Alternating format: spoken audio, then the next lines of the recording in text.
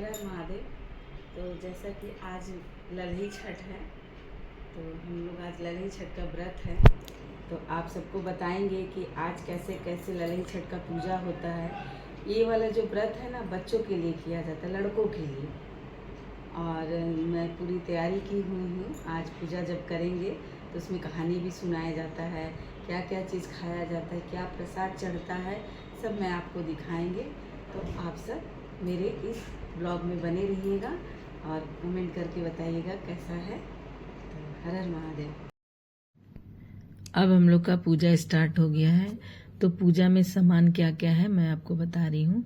पहले छोटा छोटा घड़िया मंगाया जाता है। 6 छठ है तो 6 ठो घड़िया मंगा दिया गया। उसके बाद ऊपर देख रहे गमले में कूस और परास ये मंगा के हम लोग गमले में गाड़ लिए हैं। और उसके बाद एक महुआ का और उसमें दही और तिन्ना का चावल मिला के एक प्रसाद बनाया गया है। और उसके बाद माला फूल दिया जलाया गया है। और उसके बाद देखिए भाभी हल्दी का लेप लगा रही है और हम उसको टीका कर करके रख रहे हैं। और उसके बाद माला फूल जल है, दिया है, सिंदूर है, ये सब के पहले तो हम लोग जाते थे पोखरी में करने के लिए, लेकिन जब से कोरोना के बाद हम लोगों को ये सुविधा हो गया तो हम लोग घर में करने लगे हैं। उतना दूर नहीं जा पाते हैं तो घर में हम लोगों ने पूजा। फिर कूस परास को इस तरह टीका करते हैं। उसके बाद सिंदूर अपने भी लगाते हैं। अब उस घड़िया में हम लोग चना भर रहे हैं देखिए, और भाभी भी भर रही हैं, हम भी अपना चना भर रहे हैं। फिर भाभी वहाँ पे गौर गणेश जी का स्थापना कर रही हैं, क्योंकि कोई भी पूजा करने से पहले गौर गणेश जी का बनाया जाता है और पूजा किया जाता है। तो मेरा तो चना भर रहे हैं, फिर हम भी गौर गणेश जी का पूजा करेंगे। उसके बाद पत्ते को फैला करके देखिए हम भी गौर गणेश जी का पूजा करें। फिर हम लोग गौर गणेश जी को दूध चढ़ाए हैं, माला फूल चढ़ाए हैं, जल भी चढ़ा रहे हैं पेड़ पे, आप तो देख ही रहे हैं। फिर माला भी हम लोग ने चढ़ाया, भाभी भी चढ़ाई, मैं भी चढ़ाई। 2 माला हम लोगों ने मंगाए थे तो हम लोग चढ़ा रहे हैं अभी। फिर हम करमुआ पूरा जो पत्ता है ना तोड़े थे उसको घड़िया के ऊपर रख रहे हैं। उसके बाद हमने एक तो प्रसाद बनाया था, उसको उसके ऊपर ऐसे ऐसे करके रखेंगे। देखिए भाभी भी रख रही हैं और इधर हम भी रख रहे हैं लाइन से। तो 6 घड़िया है, 6 में पूरे ऐसे ऐसे प्रसाद रखेंगे और ये प्रसाद खाया जाता है। प्रसाद में महुआ है, उसके बाद क्या बोलते हैं, तिन्ना का चावल है, दही है, सबको मिक्स करके एक प्रसाद बनाया गया। अब हम लोग टीका उका कर रहे हैं देखिए पूरे कूस परास को। अब हम लोग कहानी सुनने जा रहे हैं। देखिए भाभी ने कहानी शुरू किया, हम आपको एक कहानी सुना रहे हैं कि पहले तो गणेश जी से कहानी शुरू होता है, तो मैं गणेश जी के ही आपका कहानी सुना रहे। तो एक गांव में एक छोटा सा बालक रहता है।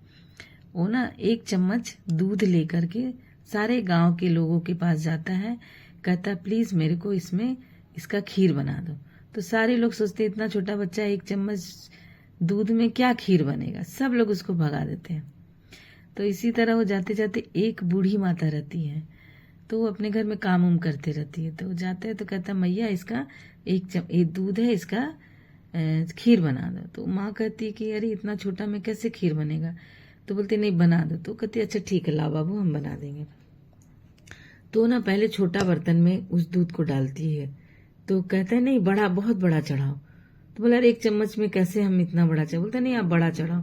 तो बड़ा वाला भगोला चढ़ा देती है। उसके बाद वो दूध जैसे दूध डालती पूरा भगोली दूध बढ़ जाता है। फिर उसमें चावल डालती है और खीर बनाना चालू करती है। और इधर उस बच्चा बोलता ठीक है मैया तुम खीर बनाओ, हम नहा करके आ रहे गंगा जी से। तो माँ बोलती ठीक है तुम आओ। मगर खीर बनाई जाती है और खीर और नहाने चले गए। इधर खीर खूब उबल रहा, बन रहा और बार बार बाहर गिर रहा। तो वो माता जी सोचती थी इतना दूध गिरेगा, तो ले लेके चाट लेती थी, कहती थी जय गणेश जी, चाट लेती थी। तो चाटते जा रही थी और गिरते जा रहा था। फिर उधर से वो बच्चा नहा करके उधर से आता है। तो कहता अच्छा बाबू तुम आ गए। माता जी कहती बाबू तुम आ गए, अच्छा चलो आओ तुम को हम खीर खिलाते हैं। तो कहता नहीं नहीं माता, मेरा तो पेट पहले से भरा हुआ। तो बोला कैसे, तुमने तो खाया ही नहीं। तो बोली नहीं, मेरा पेट भरा, जब आप गिर रहा था तो आप जय गणेश करके चाट रही थी ना, तो वो मेरी पेट में जा रहा था। तब फिर गणेश जी उनको अपना दर्शन दिए। फिर वो गणेश जी को जय की और गणेश जी ने कहा कि सारे प्रसाद पूरे गांव में बटा दो। फिर वो पूरा गांव पूरा खुशहाल हो गया। ऐसे इसमें बेटे की कहानी होती है, मैं इसमें बता नहीं सकते हैं, लेकिन बहुत अच्छी अच्छी कहानी होती है।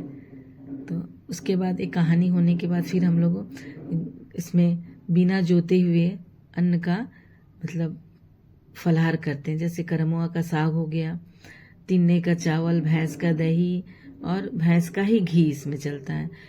सुबह अभी हम लोग को पूजा करने के बाद मखाना थोड़ा सा भूज के लेंगे।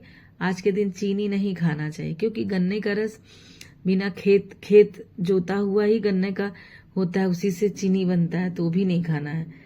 तो उसके बाद कहानी हो रहा, तो ही करमुआ का साग हम लोग खाएंगे शाम को। इस टाइम तो कहानी सुनेंगे, मखाना खाएंगे, फिर शाम को हम लोग खाएंगे। और उसके बाद फिर जैसे शाम सूरज डूबने से पहले ही हम लोग को फलाहार कर लेना होता है। और देखिए कितना पूजा भी चल रहा, अभी 6 कहानी हम लोग की है, एक एक कहानी हम लोग का हो रहा है, लेकिन हम लोग सुना नहीं सकते हैं। फिर आप लोगों को मेरा ये वाला छोटा सा ब्लॉग कैसा लगा, आप सब जरूर से लाइक करिएगा, प्यारे प्यारे कमेंट करिएगा, और अगर आपकी मर्जी हो तो आप शेयर भी कर सकते हैं। और आगे भी ब्लॉग अच्छे अच्छे आते रहेंगे, और मैं पूरी कोशिश कर रही हूँ कि कुछ कुछ बनाते रहें, आप लोग के सामने लाते रहें।